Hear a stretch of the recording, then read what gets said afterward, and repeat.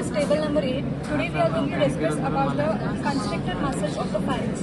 We have three constricted muscles. The muscle you can see here is the inferior constrictor. Then we have the middle constrictor and the superior constrictor, which is not being visible. All the constricted muscles have the common insertion, that is in the median raphe, which is present posteriorly, which is nothing but the thickening of the retropharyngeal fascia.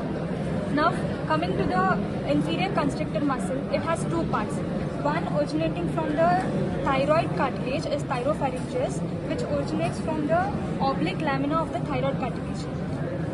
Next, second part is the cricopharyngeus, which originates from the cricoid cartilage.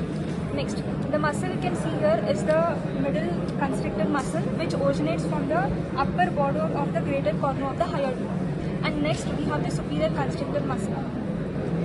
Now, all the constricted muscles are supplied by the vagoaccessory complex, but the cricopharyngeus is supplied by the recurrent laryngeal nerve. Now, there are certain spaces which are present between these muscles. First, between the base of the skull and the superior constrictor, we have the space which is called as sinus of Morgagni. From there, we have the auditory tube emerging and levator palatine muscle, which is present between the base of the skull and the superior constrictor muscle.